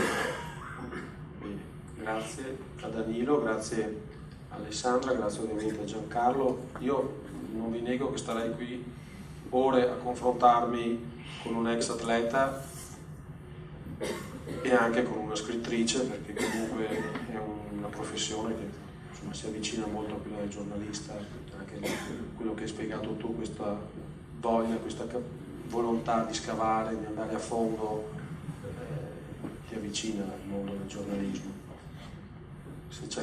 Avrei tantissime domande da fare, ma proprio per curiosità, però una cosa, visto che questo è un meeting sull'informazione, mi incuriosiva capire il rapporto che aveva lei con la stampa, cioè la pressione, la gestione della pressione, Di Luca che deve vincere, questa è la gara di Di Luca è l'uomo da battere. Questa pressione può avere in qualche maniera influito nel passare il Rubicone, tanto per... e poi una seconda, molto velocemente, questa è solo una curiosità. Come giudichi il ruolo della Gazzetta dello Sport nel mondo del ciclismo? Grazie. Non credo che la stampa sia stata determinante o la pressione sia stata determinante per me nel fare uso di doping o dei risultati. Quando scrivevano un articolo brutto giustamente mi giravano, ma magari me l'ero meritato perché non avevo fatto o ottenuto il risultato che potevo, dovevo. E poi, come ho detto prima, è sempre una questione caratteriale, nel senso che il mio carattere, essendo stato sempre molto forte, è stato anche un carattere che rispecchiava molto me stesso, cioè guardavo me stesso, e poi se uno mi diceva guarda oggi hai fatto schifo, vabbè, hai fatto schifo, pazienza, mi rifarò la prossima volta. Quindi non è stato assolutamente fondamentale né per la mia carriera né per il resto. E la Gazzetta dello Sport secondo me fa parte del sistema e quindi certe cose hai il potere per poter gestirle in un modo o in un altro modo. Anche l'uscita del mio libro da parte della Gazzetta dello Sport non è stata ben accetta, perché comunque in copertina c'è la maglia rosa, anche se la indosso io, ma c'è la maglia rosa della Gazzetta dello Sport. Però poi qualcuno della Gazzetta dello Sport che ha letto il libro mi ha fatto i complimenti, ma l'ha fatto a me, non può dirlo pubblicamente, perché comunque anche se io non attacco il Giro d'Italia, perché a me il Giro d'Italia non ha fatto niente, anzi io ho solo da ringraziare il Giro d'Italia, perché è stata la passione da quando ero bambino e poi sono riuscito a ottenere la vittoria e quindi a realizzare la mia passione. Però magari questo libro può dare fastidio, ma più che altro può dare fastidio perché comunque è sempre un'ipocrisia, è sempre quella che la fa rendere fastidiosa, perché poi alla fine se il libro lo leggi, cioè la Gazzetta dello Sport non c'entra niente nel libro, non c'è niente della Gazzetta dello Sport. Ci sono degli episodi, ma degli episodi sono fatti da persone, quindi ci sono delle persone magari che in quel determinato periodo avevano degli interessi e dopo ci sono altre persone che avevano degli altri. Appassionato di ciclismo che per 20 anni è venuto a vedermi sulle montagne e ultimamente invece ha perso un po' questa passione e non voglio fare il moralista perché sarebbe anche facile, però mi ha colpito nel libro una frase che ha detto Spezialetti: puoi dire che è un mondo di merda se te ne vai tu, non se ti cacciano. Condivido pienamente questo discorso perché, ripeto, non voglio fare il moralista, però sono stufo di essere preso in giro. Gente che mi dice che è dopato perché mangia le bistecche che sono dopate, gente che dice che lo fa perché tutti lo fanno, gente che dice che il lavoro del ciclista è un lavoro duro, d'accordo, sono convinto che sia duro anche il lavoro di quello che ha una famiglia a casa da mantenere e fare 10 ore di fonderia e non sa se le rinnovano il contratto, quindi queste qua sono solo scuse, secondo me. Altra cosa che dico, non capisco, e questo lo chiedo, come mai nel ciclismo, nella maratona, nell'atletica leggera, negli sport del sì di fondo, la maggior parte, cioè sembra che tutti gli asmatici facciano questo sport, cioè a livelli massimi, se tu hai dei problemi fisici, mi dispiace per te, se hai l'asma, vai a giocare a golf, vai a giocare a biliardo, non ti fai dare le deroghe per continuare a fare ciclismo a certi livelli, perché se no, ripeto, ci prendete in giro. Mi dispiace per la tua vicenda personale, perché la capisco, la condivido, hai chiesto scusa a chi alla fine del libro, e questo è giusto. Il ciclismo ti ha dato due possibilità, perché è giusto dare la seconda possibilità a chiunque, e hai sbagliato anche la seconda, e non mi sta bene che tutti lo fanno, cioè questa cosa qua, e poi passa il messaggio che nel mondo del ciclismo esiste, che i cattivi sono, il ciclismo è uno sport di dopati, e qua ce n'è un bel elenco a fine, perché ci sono tanti controlli. Allora se questi qua vengono svegliati alle 5 di mattina è perché ogni volta che fanno un controllo alle 5 o alle 4 di mattina, che è disumano se vuoi, è perché trovano le ammiraglie piene, perché trovano i cestini degli alberghi pieni, perché se vi dicono ti faccio il controllo alle 4 del pomeriggio, tu per le 4 del pomeriggio ti faccio il controllo tra 3 giorni alle 8 di mattina, voi sapete benissimo come fare per non farvi beccare alle 8 del mattino alle 4 del pomeriggio.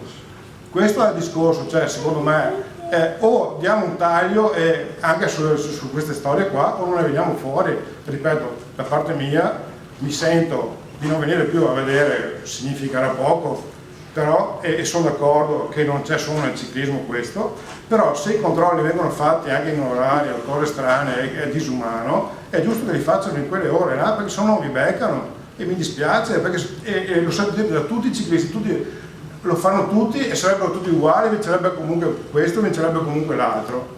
È ora di finirla, insomma, cioè, dal mio punto di vista. Grazie. La soluzione io l'ho detta, nel senso che basterebbe mettere il tracciante e finiamo col doping per tutti, ma questo non si fa perché c'è il business.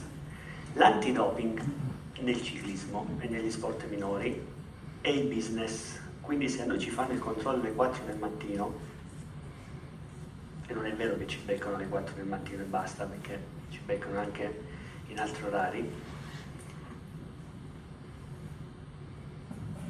e a chi beccano poi positivo, la maggior parte delle volte capita perché corre in una squadra minore, non corre in una grande squadra, perché a volte capita anche che chi corre in una grande squadra gli dicono guarda che ti fanno il controllo alle 4 del mattino, quindi sarebbe meglio magari mettere il tracciante e non ne parliamo più, che non avere i figli e i figliastri. Se poi lei mi dice che non va a vedere più le gare, secondo me lei non va a vedere più le gare non per il doping, e non perché quello che vede in televisione è finto.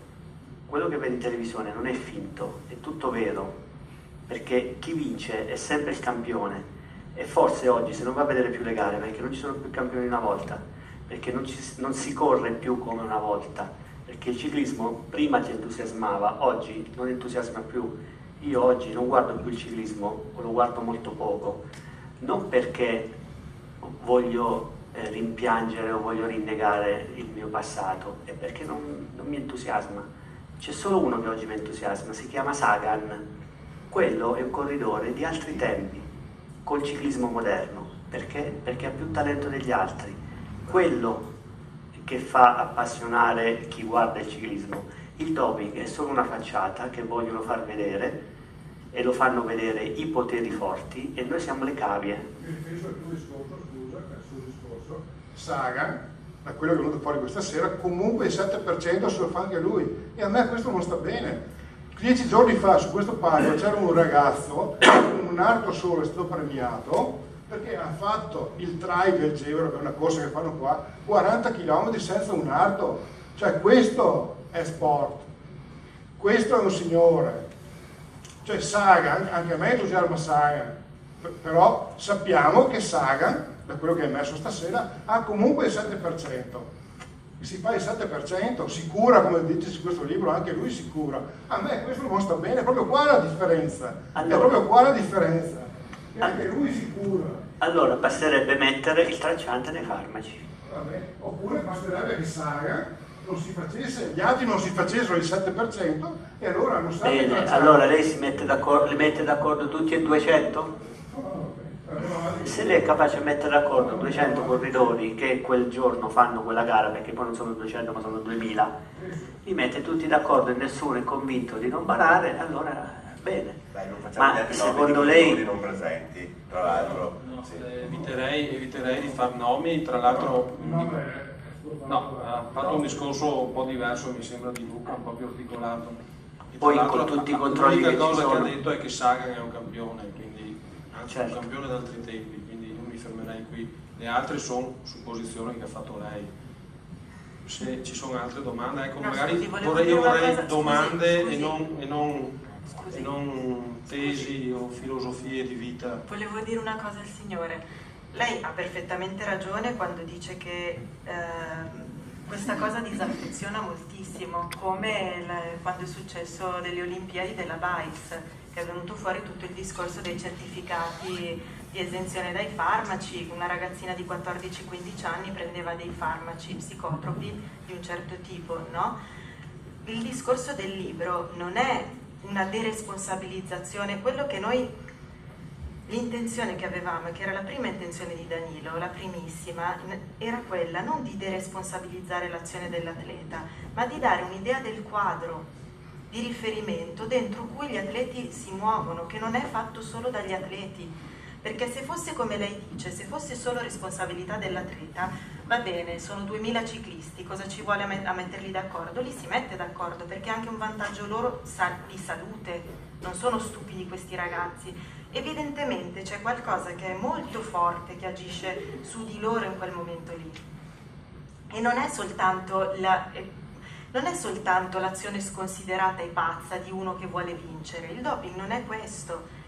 Ma io lo capisco la disaffezione a guardare lo sport. Io mi sono guardata questa ragazza che vinceva tutto e sembrava chissà che cosa, 2 giorni dopo apre il giornale e ci sono questi articoli. È chiaro che per uno che guarda da casa dice ma cavoli, allora è imbrogliato. Questa è la sensazione che proviamo tutti. Il discorso del libro è quello di allargare il fuoco, perché è molto facile poi stigmatizzare il singolo, e quando si stigmatizza il singolo a volte succedono anche delle cose molto difficili per loro psichicamente da affrontare e vengono veramente abbandonati da tutti, da tutte quelle persone che li hanno messo sui piedistalli. Allora quello che il libro vuole fare è davvero cercare di far vedere che non sono loro che decidono da soli di voler barare, e questa è l'idea del libro. Poi il discorso che fa lei è giustissimo. Chi non ha mai provato la sensazione di essere stato imbrogliato quando viene fuori una positività?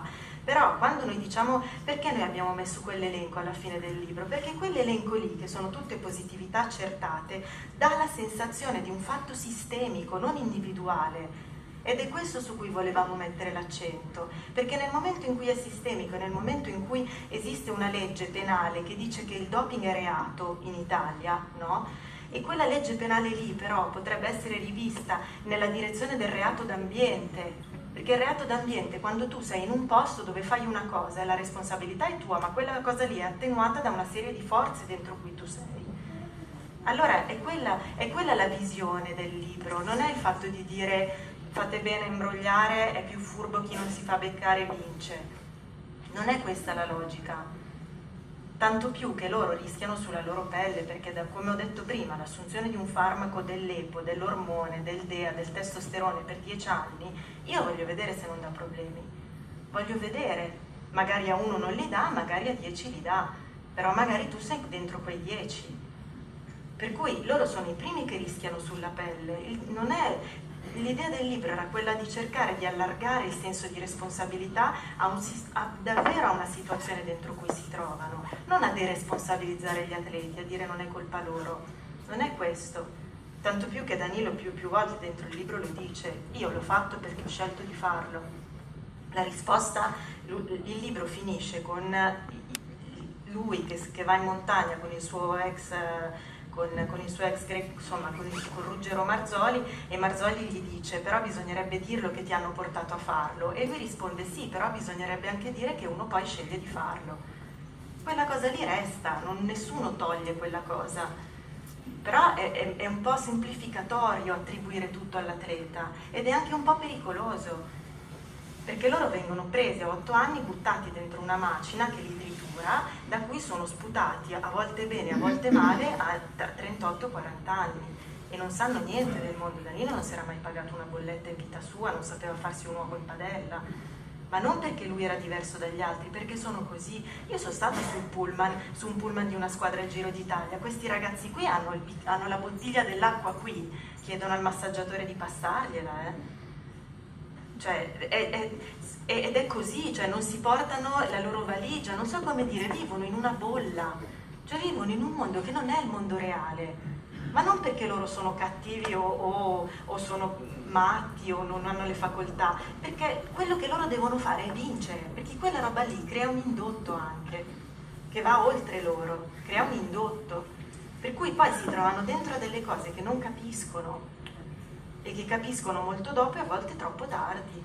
A volte troppo tardi, quando c'è la scena in cui lui nella seconda positività lo lasciano a Di Maro a piedi e lui deve organizzarsi 3-4 passaggi per tornare a casa, che Callari quando lo vede gli dice hai la faccia di uno che si vuole ammazzare. C'è il video sulla Gazzetta pubblicato di quando lui esce dall'albergo, io non l'ho mai visto così, non lo conosco da tanto, però è grigio in faccia, è come se tutto il sangue gli fosse uscito dal corpo. Lui l'ha fatta quella cosa lì, l'hanno trovato positivo perché lui si è dopato, questa è la realtà. Però poi non funziona che allora ti prendo e ti butto ti butto in pasto ai leoni quando tu non l'hai fatta da solo quella cosa lì. È questo che noi vorremmo che passasse dal libro, che tutti si assumessero la propria responsabilità, tutti però.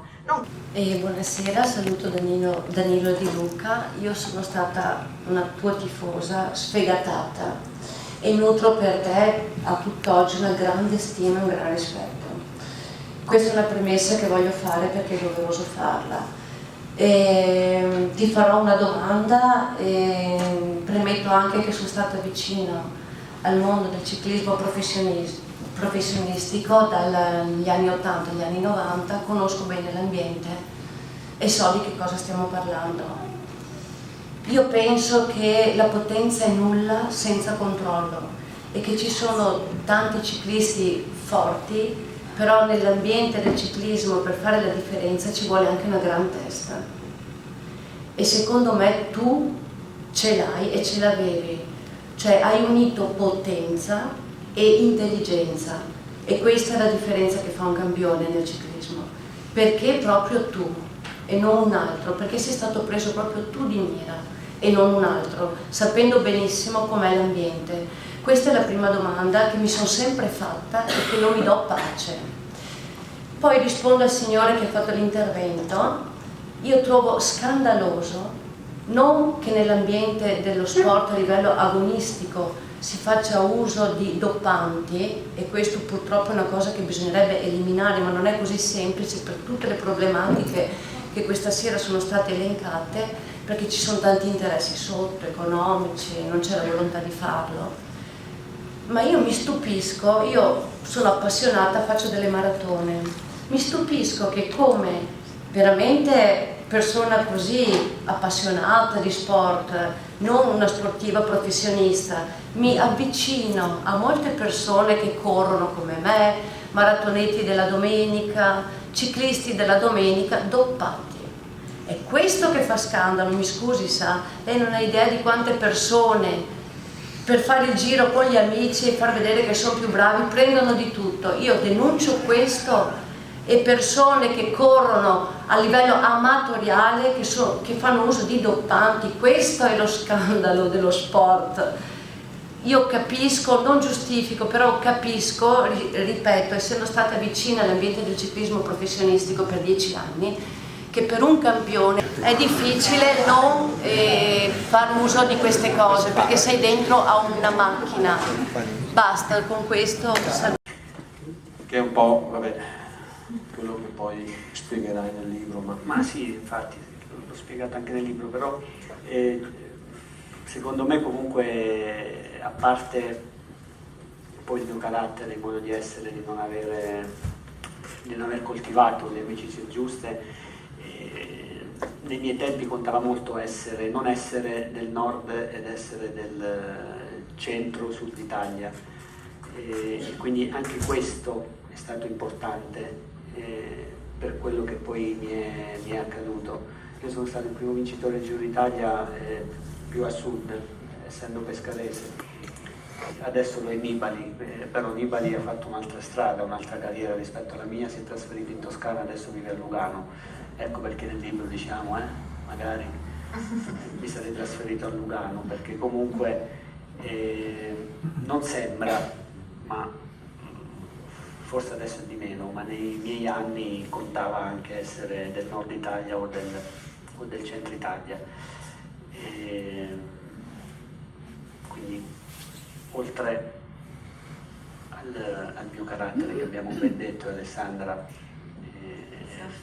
no, che io mi ho offerto, è la verità, l'ho detto anch'io, e quindi a parte il mio carattere è anche questo motivo. E poi l'altra domanda che mi sono dimenticato. No, poi era più...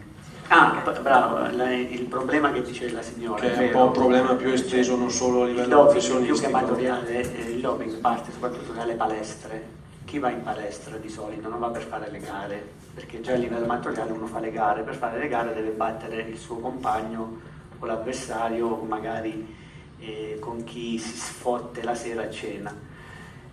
Ancora peggio, parte dalle palestre, quindi è una cosa personale, perché magari ho il muscolo di più, sono più contento, mi piaccio di più e quindi mi dopo.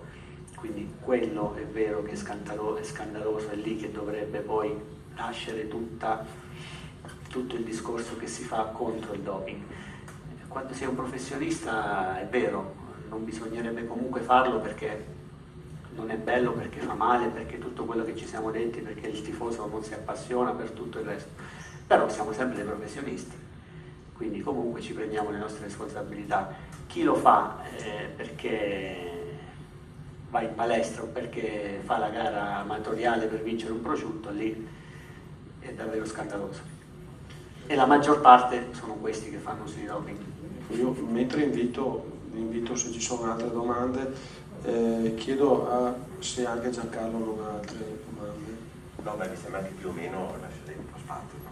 Ecco, ti invito magari a trovare un brano al quale sei un po' più affezionata, con il quale chiudere questa serata. Prego. Buonasera. Beh, innanzitutto grazie a voi e a Di Luca, insomma, perché è sempre bello, come diceva lei, dialogare e conoscere. Premetto, sono prima di tutto un innamorato del ciclismo, faccio anche il DS, direttore sportivo, ma insomma conta meno in questo momento.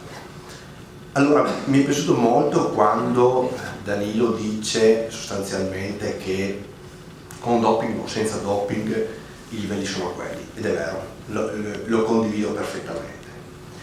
Non mi piace però tutto il resto quando ci si giustifica sul fatto, no, che lo fanno tutti, perché secondo me il tema che non è stato toccato stasera, provo, non voglio essere presuntuoso, è il tema etico. Allora, io nel momento che insegno a un ragazzo ad andare in bicicletta, se sono onesto, ho l'obbligo morale di portarlo fino a che posso a correre con le sue forze, perché questo è lo sport, giusto?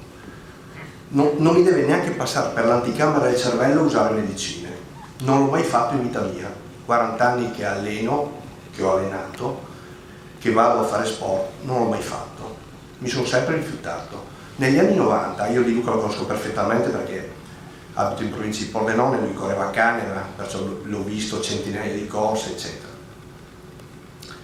Quello che voglio dire è che a un certo punto, siccome noi siamo tutti responsabili, non mi sta bene il discorso che se lo fanno tutti lo fanno tutti, perché se sei etico, se sei un uomo, non riesci a combattere, ti fermi, vai a lavorare. Questo dovrebbe essere il principio. Lo capisco perfettamente perché ci ho sempre vissuto, ci sto vivendo nel ciclismo, che questo è un ragionamento che fanno tutti, ma non mi sta bene. Perché allora torniamo sempre sul terzo discorso, che c'è chi paga le tasse e chi non paga le tasse. Allora cosa faccio? Non pago le tasse perché gli altri non pagano le tasse? No, io le tasse le devo pagare, perché sennò questo Stato non funziona. Allora dobbiamo ribaltare il concetto, dobbiamo dire: io sono uscito dal ciclismo negli anni 90 e guardate, io sono innamoratissimo del ciclismo, io vivo di ciclismo, perché mi faceva schifo. Ci sto rientrando adesso, piano piano, perché ho visto che qualcosa è cambiato, anzi molto è cambiato, non per tutti naturalmente. Però è un problema etico, cari signori. Qui ci si deve fermare, perché poi il problema sono i soldi. Tutti lo fanno per i soldi, perché devono vivere, io questo lo capisco.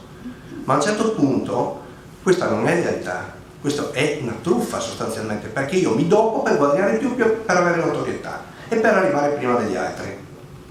Allora, è vero, cara signora giornalista, che non è solo colpa dell'atleta. No, non sono giornalista. Vabbè, ok, d'accordo. Scrittrice. È vero questo, però è altrettanto vero che qui l'anima nera è soprattutto nei ragazzi, perché si fanno prendere da tutto il sistema. È vero che non possono controllarlo da soli.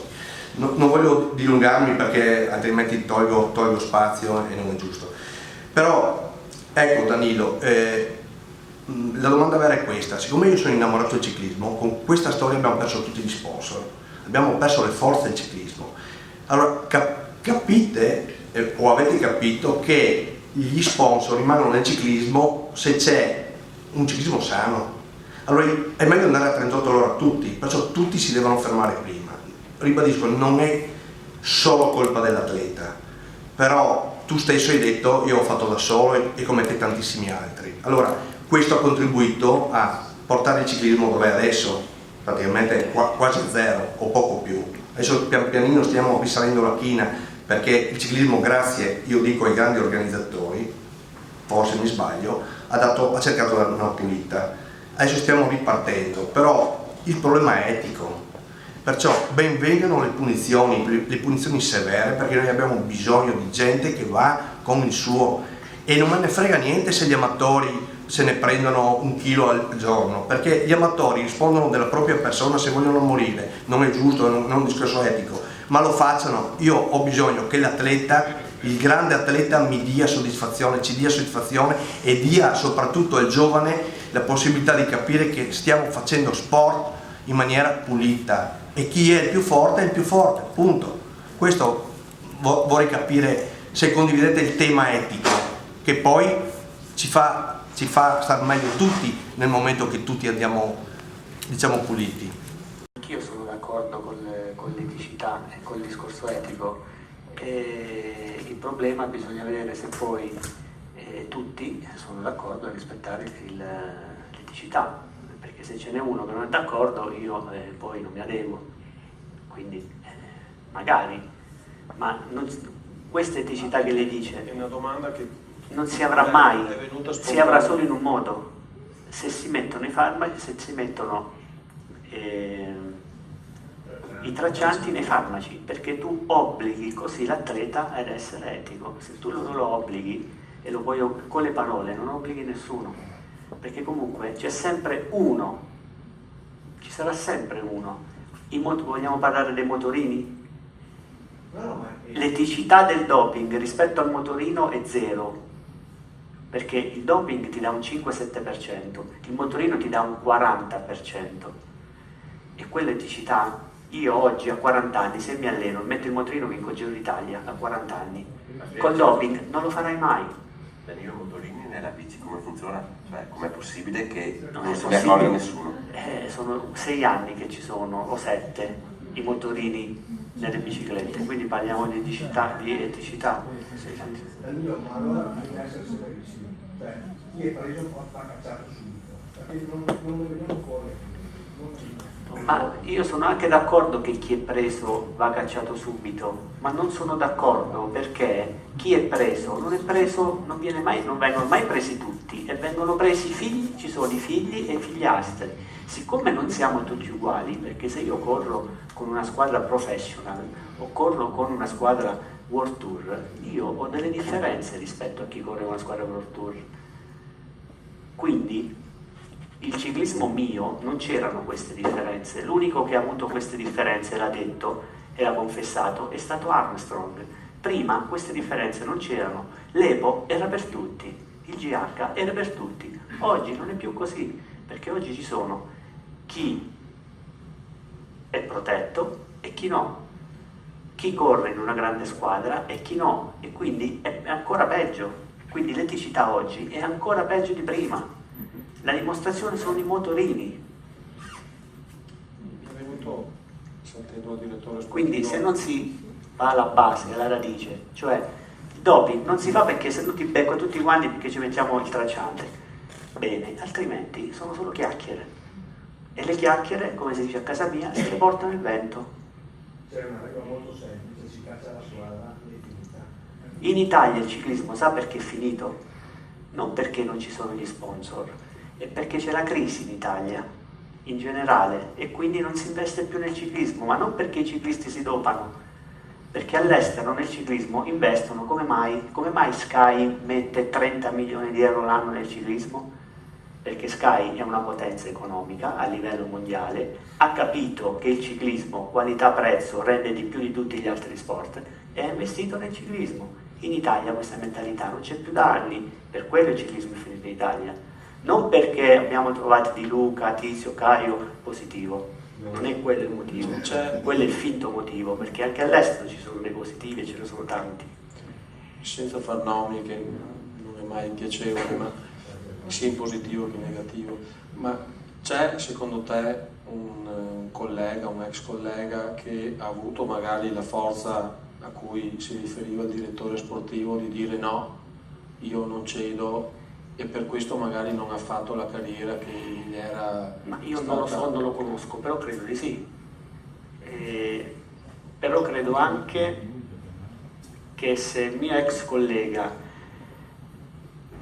è stato nelle categorie giovanili comunque un campione e poi ha smesso di correre perché non ha voluto doparsi, lo vedo difficile. Perché quando sei un campione, sai di essere un campione e doverti accontentare di dire ma vado a fare un altro mestiere, la vedo molto dura. Metterei tutti quanti alla prova e vedrei chi farebbe questa scelta.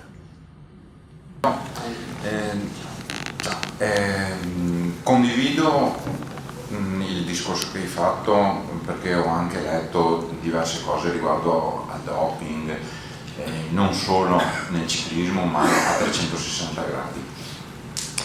Volevo chiederti, atleti, grandi atleti come te, ex grandi atleti, come possono contribuire per migliorare lo stato delle cose, per poter sperare di avere un domani uno sport migliore, visto che lo sport dovrebbe essere salute, e per poter dare una speranza ai genitori di poter invogliare il figlio a praticare attività sportiva fino ai massimi livelli. Perché adesso, come adesso, io non sono un genitore, non so se tu sia genitore. Io ho parlato con diversi papà a riguardo dello sport e dopo parecchie discussioni gli ho chiesto: voi che siete genitori, avreste piacere che vostro figlio diventasse un domani un professionista? E la risposta è stata no. E questa è la cosa che è deprimente. Volevo chiederti appunto cosa potete fare voi come ex grandi atleti che avete vissuto questo mondo, e poi io avevo letto anche un articolo, un libro di Sandro Donati, che è stato l'allenatore di Schwarza, che parlava apertamente in questo suo libro di doping di Stato in Italia. Volevo sapere se io sono d'accordo con Donati. Un po' di doping di Stato in Italia io lo racconto con Santuccione, no? Santuccione, CONI, quello è doping di Stato in Italia, perché comunque lui non si è allineato al CONI e l'hanno fatto fuori, quindi questo è un buon esempio. Cosa potrei fare io? Secondo me potrei fare una cosa di dire sì, la faccio, ci credo, la faccio, però rende poco, nel senso che andare dai bambini alle scuole e insegnargli la cultura del non doparsi. Lo potrei fare io, lo potrebbero fare i miei ex colleghi, tanti lo potremmo fare. E magari il bambino che cresce, quando arriva a essere professionista, ha la cultura del non doping e non si dopa. Però dopo diventa professionista, magari trova l'altro che si dopa e ritorniamo allo stesso discorso. Quindi questa è una finta,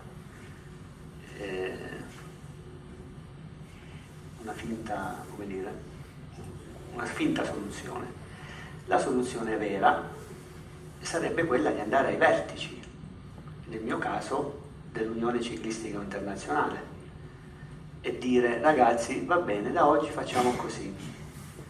Me lo fanno fare? No, perché ci sono interessi e quindi. Ma questa sarebbe la soluzione.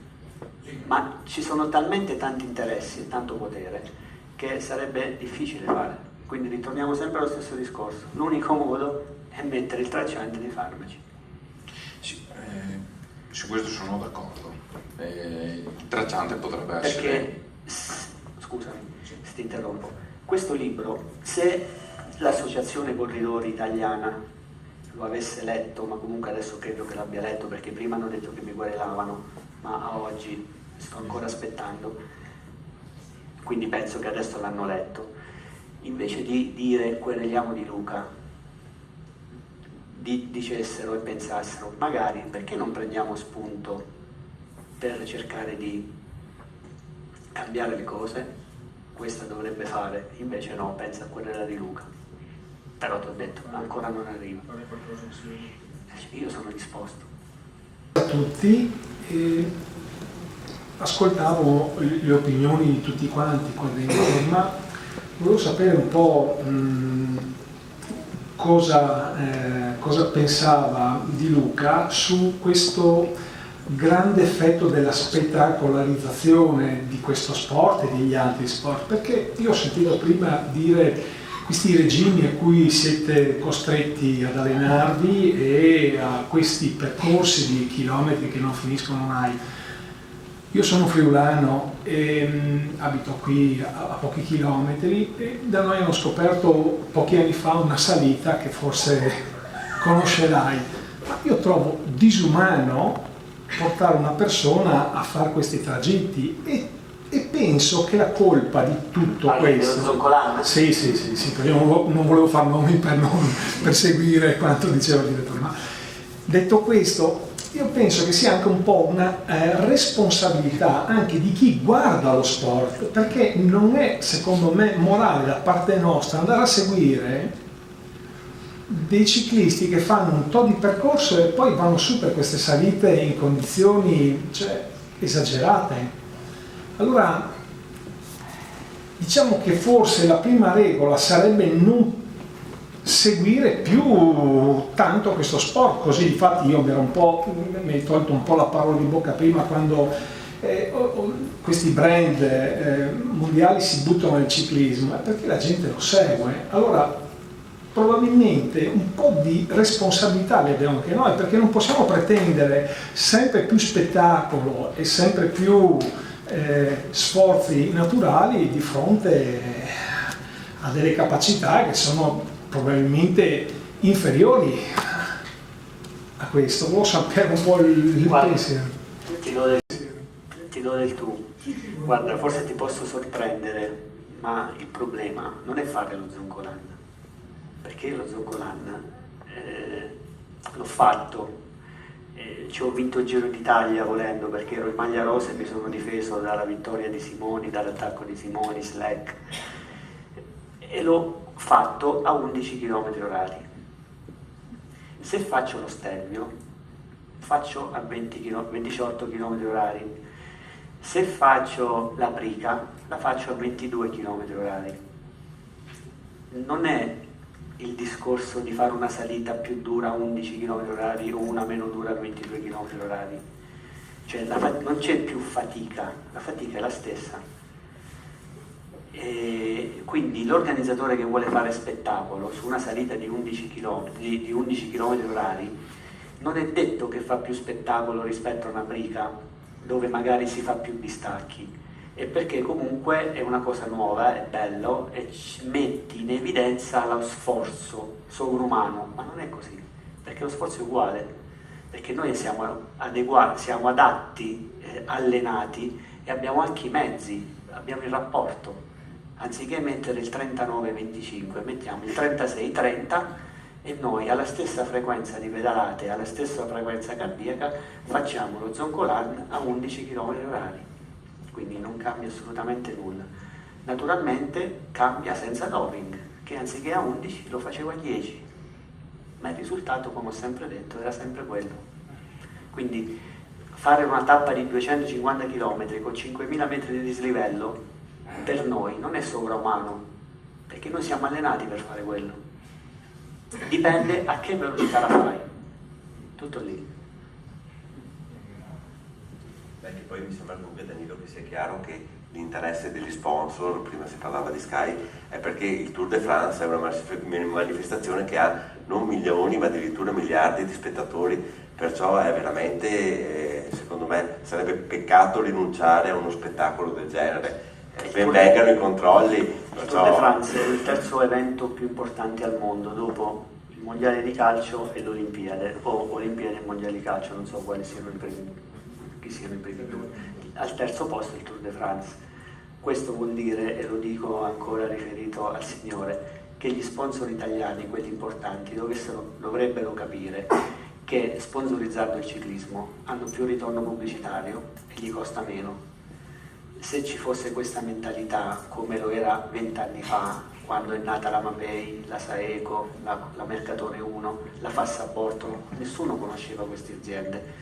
Dopo con il ciclismo, nel mio caso Cantina Tollo, Acqua e Sapone, sono sponsor della mia terra, non li conosceva nessuno. Con il ciclismo sono diventate delle aziende conosciute in tutto il mondo.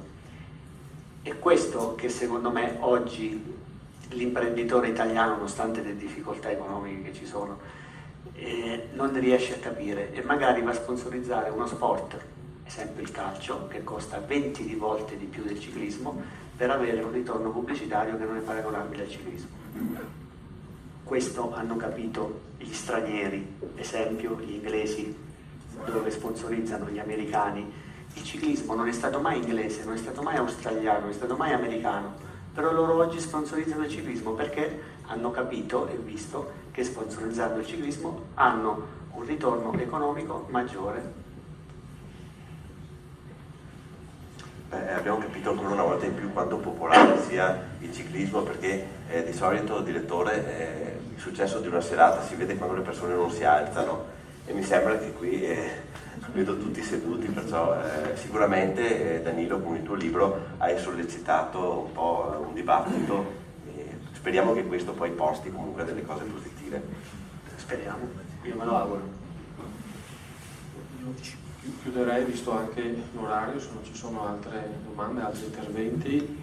Ringrazio comunque chi è intervenuto al microfono e vorrei chiudere con un brano che vi è un po' più caro. Chiuderei questa serata leggendo un passaggio o che vi è costato anche più fatica. La prima volta che la metti in difficoltà. Lei non è mai in difficoltà, vedi? Oppure racconta un episodio, una cosa più piacevole. No, un episodio molto commovente, visto che poi insomma è stata anche una serata un po' tosta. Perché... Questa dici? Beh sì, cioè, ma nel senso buono, una serata accesa. A volte presentiamo il libro e tutto cade un po' nel vuoto. Diceva Giancarlo che questa è una terra di ciclismo, non a caso Danilo qui ha vinto due corse molto importanti, quindi il ciclismo come sentito. Ci ho vissuto 2 anni, quindi. E più che, perché leggerlo sarebbe un po' lungo, però è un episodio molto toccante sul lato umano, perché poi il libro è anche ricco di tante cose, di racconti umani molto forti. È che lui e Santuccione non si possono vedere perché Santuccione è un medico squalificato, quindi per diciamo, il regolamento del CONI, chi è squalificato è portatore sano di squalifica. Parli ovviamente quando era in attività. Sì, quando era in attività, per chi parla con lui, quindi lui non poteva avere nessun contatto con Santuccione, altrimenti sarebbe stato squalificato. E il loro sogno era vincere il Giro d'Italia. Quando Danilo davvero lo vince, Santuccione non si può avvicinare a Danilo e fa questa cosa che nel libro noi chiamiamo matta e scelleratissima, perché il giorno prima della penultima tappa, che era quella decisiva, Santuccione si camuffa col cappello, gli occhiali scuri e con suo fratello che gli faceva da basista lo porta in camera di Danilo la sera prima della penultima tappa, una cosa che avrebbe compromesso tutto il giro per Danilo, e loro si guardano e sono così emozionati che non riescono neanche ad abbracciarsi, per cui si guardano, c'è il gregario di Danilo Spezialetti che esce dalla stanza perché dice adesso è finita per tutti e due, per lui, per me, per tutti quanti. Si guardano, non trattengono le lacrime e Santuccione se ne va.